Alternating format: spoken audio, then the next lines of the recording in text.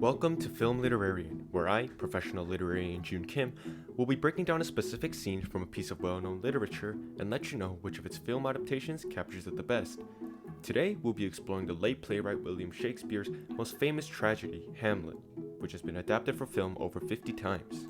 Today, we'll be looking at Act 3, Scene 4 of Hamlet, specifically Hamlet's "oh crap" moment in which he stabs and kills Polonius during the confrontation with his mother Gertrude.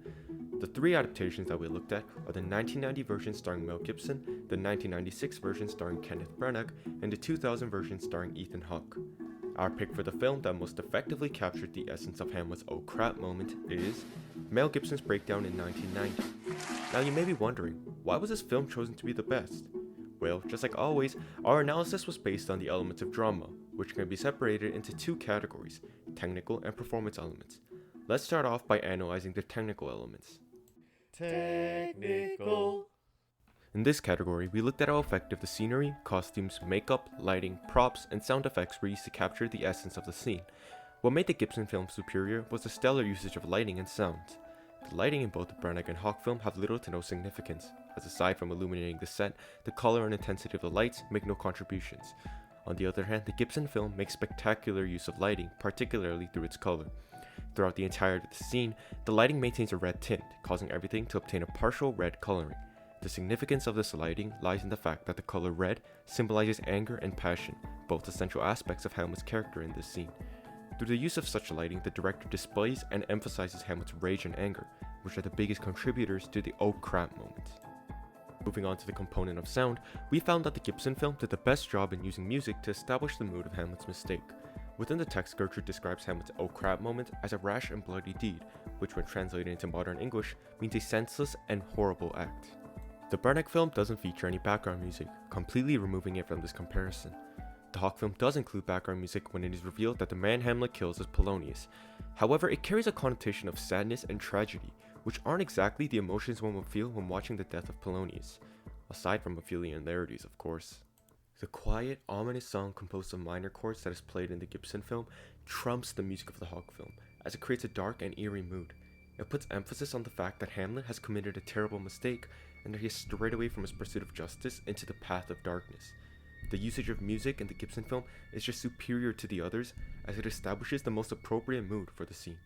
Overall, the Gibson film made the best usage of the technical elements to effectively demonstrate the "oh crap" moment, which defines Hamlet in Act 3, Scene 4. We will now move on to the performance elements. Performance. In this category, we looked at the overall acting, speaking, and nonverbal actions of the actors in each of the films to determine which most effectively demonstrates the "oh crap" moment. Through a close reading of Act 3, Scene 4, we found that Hamlet is in an enraged state, particularly towards his mother for marrying Claudius. This can be seen through the quote, "No, by the rune not so, you are the queen, your husband's brother's wife, and would it were not so, you are my mother," in which Hamlet clearly expresses his anger and displeasure towards his mother. What makes the Gibson film superior to the others is how Mel Gibson's portrayal of Hamlet clearly displays his rage, but he shows appropriate restraint. When analyzing the 1996 film, Kenneth Branagh's portrayal of Hamlet screams anger and rage, particularly through the way he speaks as if he were yelling, grabs and puts Gertrude in a chokehold, and maintains a facial expression that is full of anger, especially shown through his constant red face. A major flaw with this portrayal, however, is that Branagh displays so much aggression towards Gertrude that it becomes borderline uncomfortable to watch, and it paints Hamlet into a villain, rather than the flawed hero as he was intended to be shown. This was also the problem with Ethan Hawke's portrayal of Hamlet in the 2000 film, as Hamlet's anger is clearly identifiable through his loud and aggressive speaking and how he pulls Gertrude to the ground strangling her, but his over-aggression illustrates him as a villain, not a tragic hero.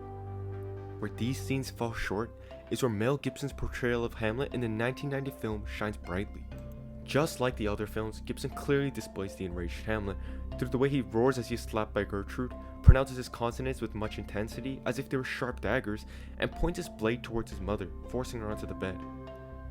However, he demonstrates a sense of humanity through the restraint he shows in making little to no contact with Gertrude. Through this restraint, it becomes clear that the death of Polonius truly was a mistake, or as I've been describing it throughout the podcast, an "oh crap" moment, because we can see that the killing of Polonius wasn't the action of a villain, as it is shown in the other two clips, but rather the mistake of a flawed human, engulfed by rage. The theme of the scene is logic versus emotion, demonstrated by Hamlet, who contemplates whether he should act through his rationality or emotions. The killing of Polonius was influenced by the emotion of anger, but Hamlet still makes a return to rationality in this scene through the realization of his mistake. Gibson best demonstrates Hamlet's return to rationality through the widening of his eyes, displaying worry and apprehension, and the trembling in his voice as he says, "Thou wretched, rash, intruding fool, farewell." Both the Branagh and Hawke film make an effort to display this contrast. However, Hamlet's face and voice after Polonius' death lack emotion in both of them, making us question whether he actually realizes his mistake. The 1990 film's usage of performance elements simply outclassed the other films, as they stay true to the text, yet were superbly detailed. I would recommend all three films to anybody, as they are all great representations of this famous tragedy. However, if I had to choose only one, I would surely choose the 1990 film. Thanks for tuning in, everybody.